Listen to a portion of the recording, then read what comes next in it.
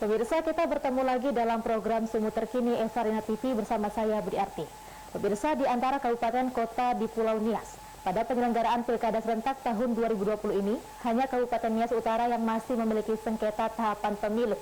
Untuk mengetahui lebih lanjut tentang sengketa Pilkada di Nias Utara, kita telah terhubung dengan Bapak Memori Zendrato, Ketua Bawaslu Nias Utara. Halo Pak Zendrato. Halo, halo juga Mbak Budi Arti. Iya Selamat Pak. siang. Ya, selamat siang kembali Pak. Pak Memori Zendrato, hingga saat ini bagaimana proses penyelesaian sengketa tahapan Pilkada di Kabupaten Nias Utara? Ya, terima kasih. Selamat siang untuk pemirsa Evarina TV.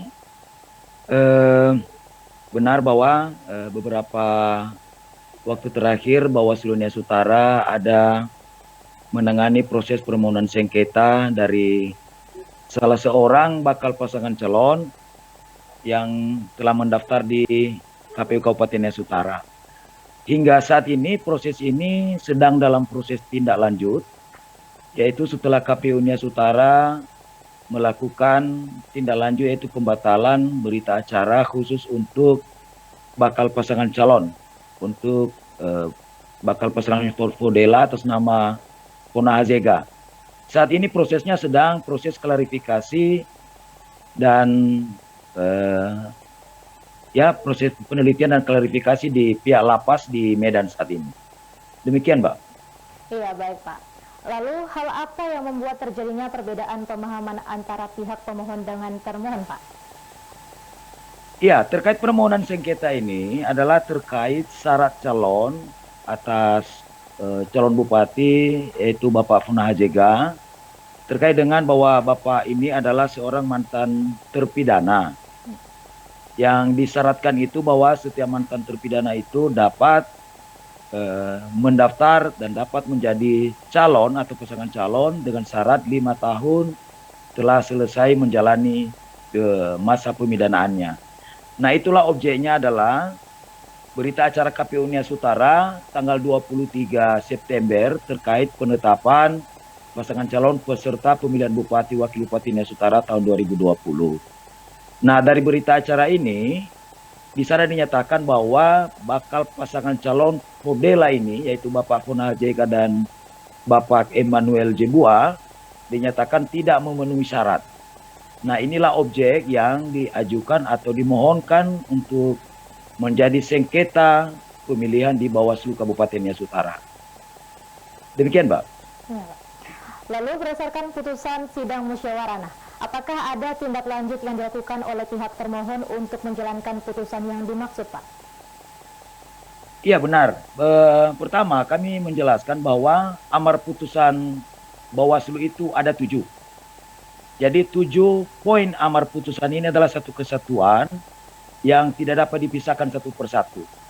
Akan menjadi suatu kekurang lengkapan atau bisa salah dalam memberikan penafsiran kalau ini dipisahkan antara poin yang satu dengan poin yang lainnya. Jadi 7 poin ini adalah satu keseluruhan yang harus dijalankan baik oleh pemohon maupun juga oleh termohon.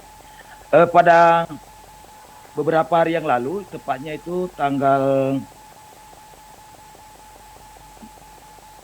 14 yang lalu, KPU Nias Utara sudah menindaklanjuti dengan melakukan pembatalan terhadap berita acara yang menjadi objek sengketa.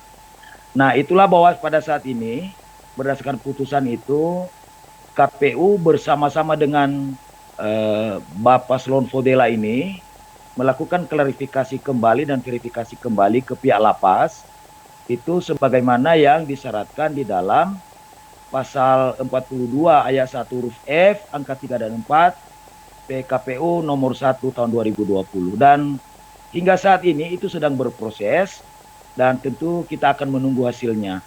Proses ini dilakukan di pihak lapas sebagaimana disyaratkan dalam PKPU dan tentunya juga akan dilakukan klarifikasi nanti di pihak rutan di mana tempat Pak Pona Azega ini ditahan.